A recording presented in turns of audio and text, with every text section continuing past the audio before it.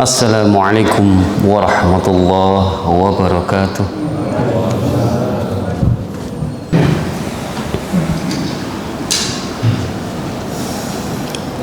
Innal hamdalillah nahmaduhu wa nasta'inuhu wa nastaghfiruh wa na'udzu billahi min syururi anfusina wa min sayyiati a'malina. May yahdihillahu fala mudilla lahu wa may yudlil fala hadiya lahu. Asyhadu an la ilaha illallah wahdahu la syarika lahu wa asyhadu anna Muhammadan abduhu wa rasuluhu la nabiyya ba'dah. Allahumma salli ala Muhammad wa ala alihi wa sahbihi ajma'in. Amma ba'du, faya ibadallah, usikum wa iyaya bitaqwallah, faqad fazal muttaqun. Kami sampaikan wasiat, marilah kita bertakwa kepada Allah, karena sungguh beruntunglah orang-orang yang bertakwa. Sebagaimana difirmankan oleh Allah, a'udzu billahi minasyaitonir rajim.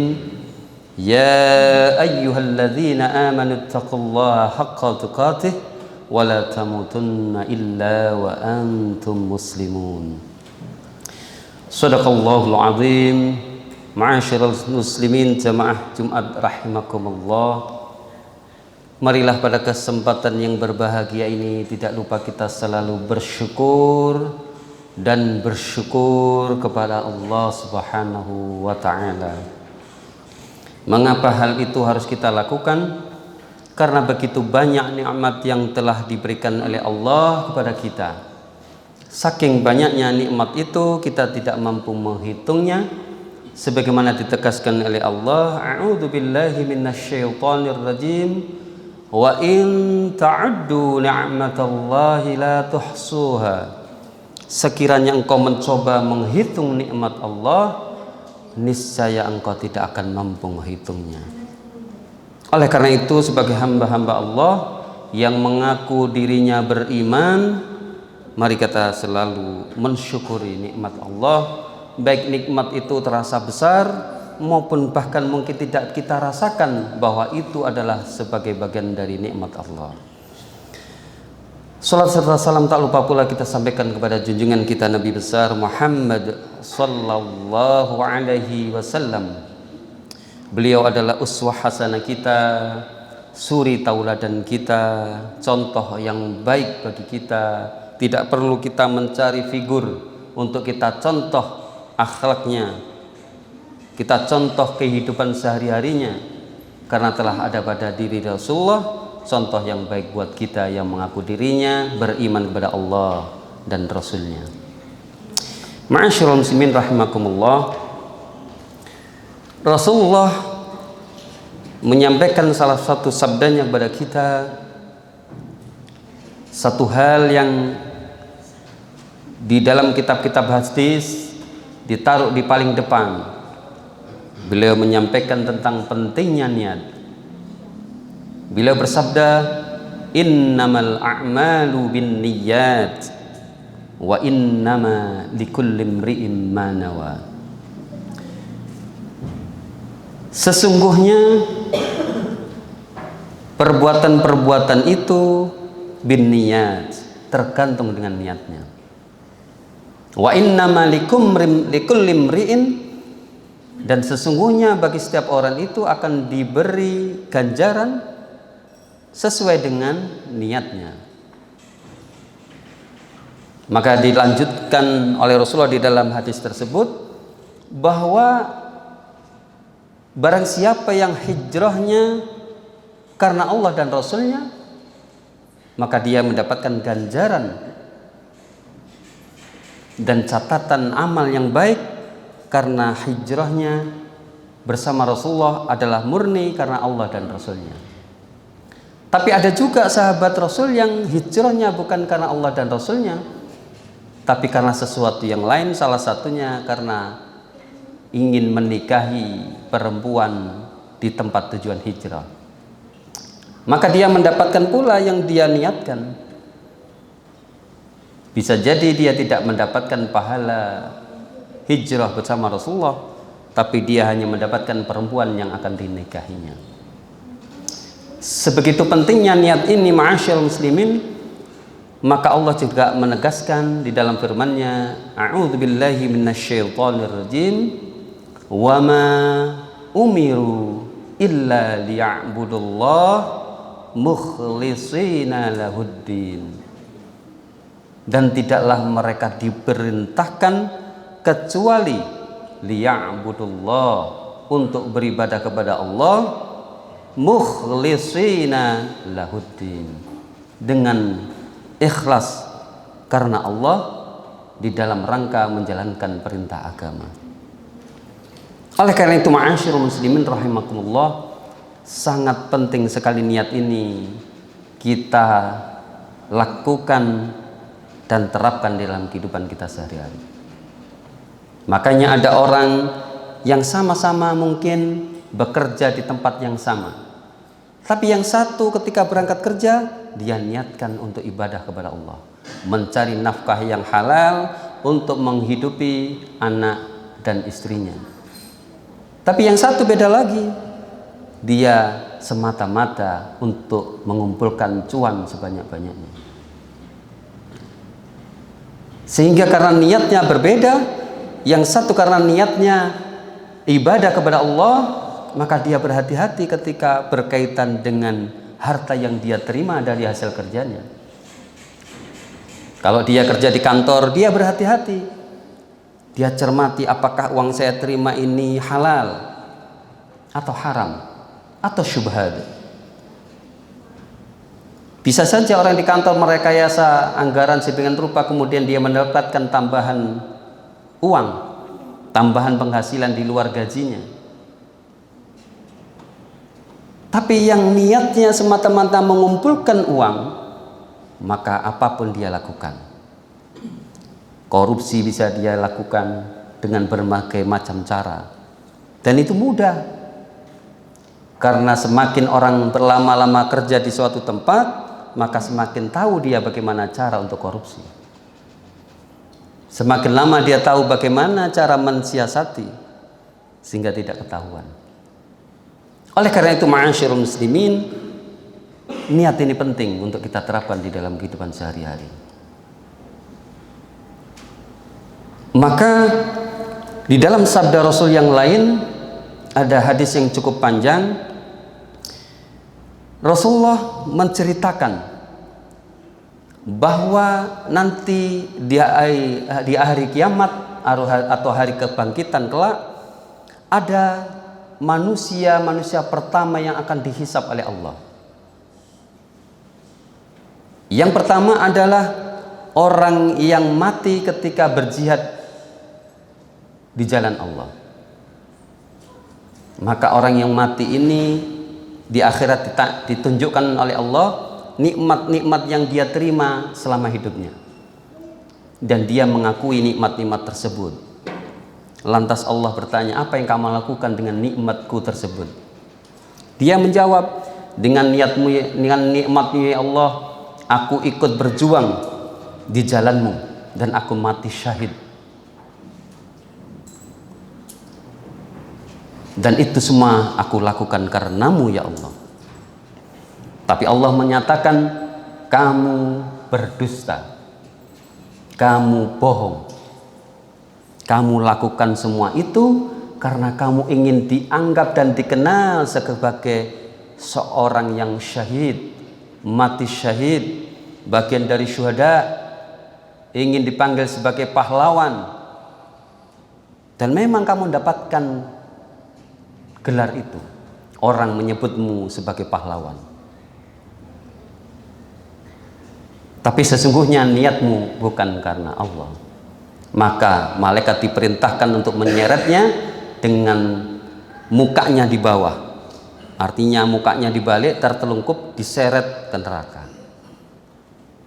Orang yang kedua, ma'asyiral muslimin, adalah orang yang menuntut ilmu dan membaca Al-Quran. Allah menunjukkan kepadanya nikmat-nikmat kepadanya, dan dia mengakui nikmat-nikmat tersebut. Kemudian ditanya oleh Allah, apa yang engkau lakukan dengan nikmatku? Dengan nikmatmu ya Allah, mungkin karena dia punya banyak waktu, punya banyak rezeki, dia bisa banyak menuntut ilmu.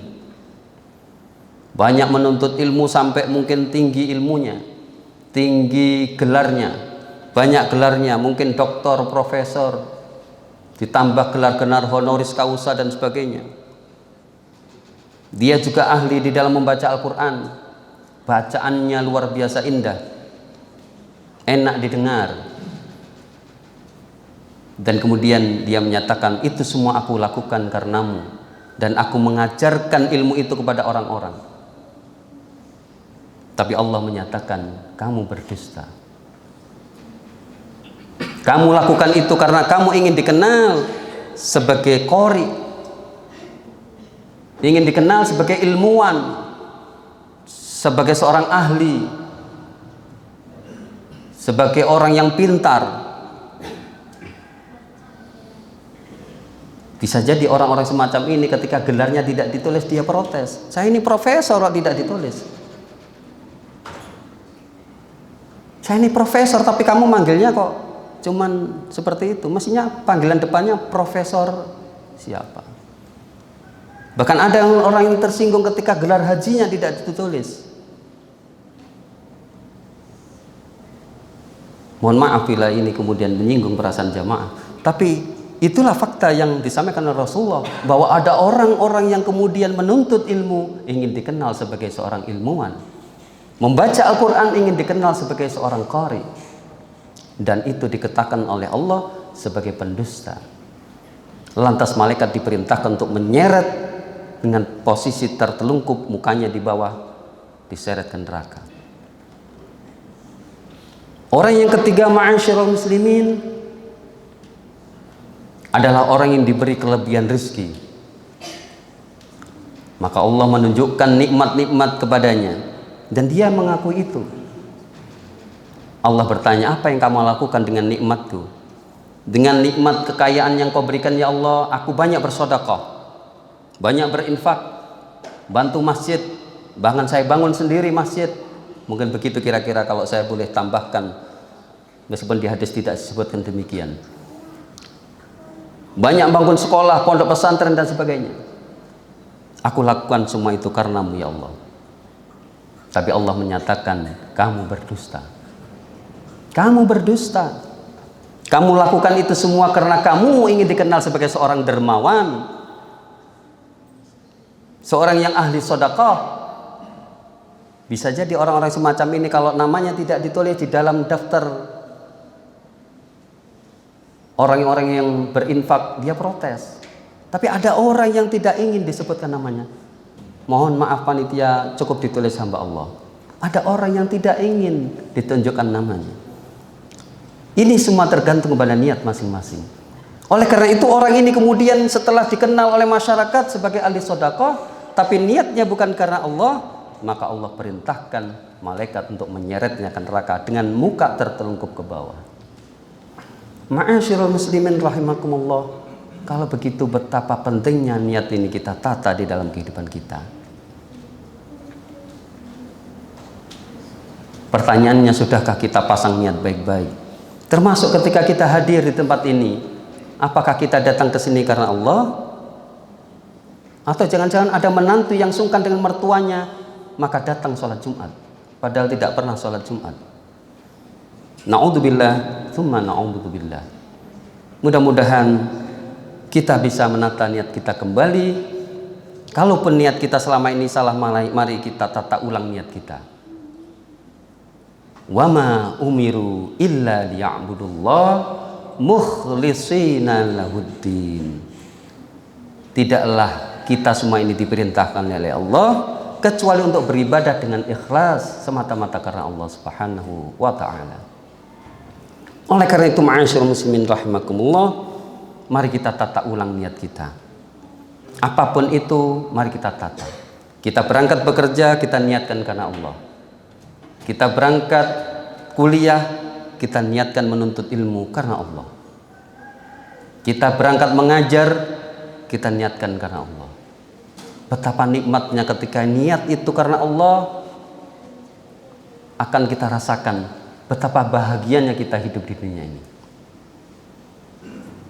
Kita bahkan menikah, kita niatkan karena ibadah, nikmat rasanya.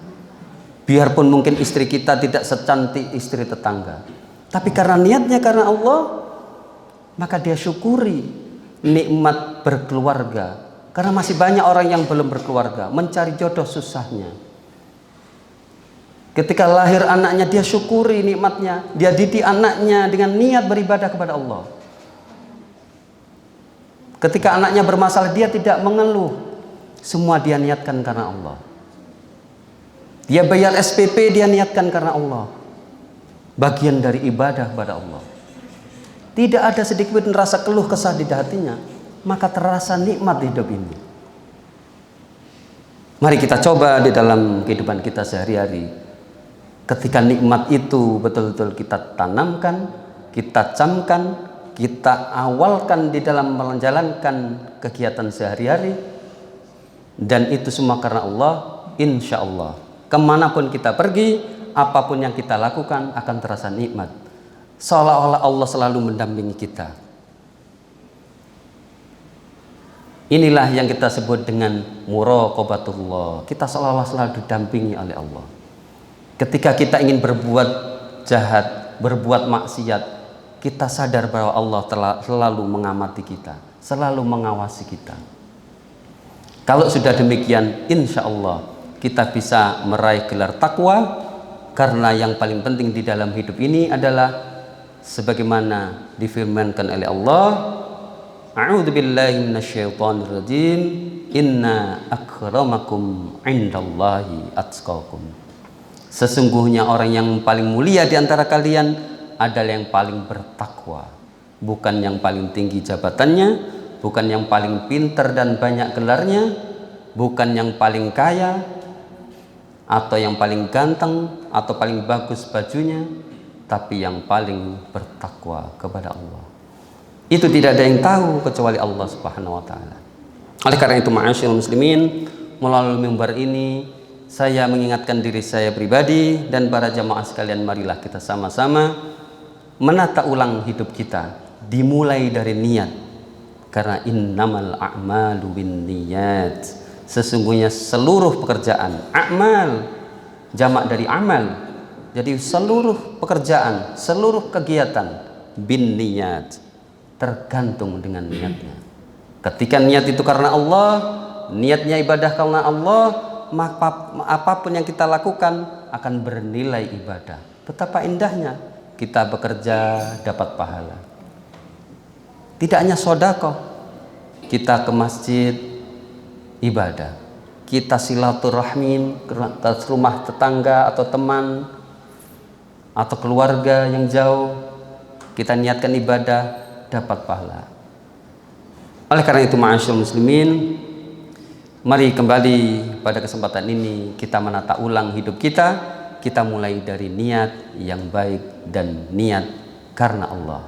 Aqulu qouli hadza wa astaghfirullah li wa lakum innahu huwal ghafurur rahim.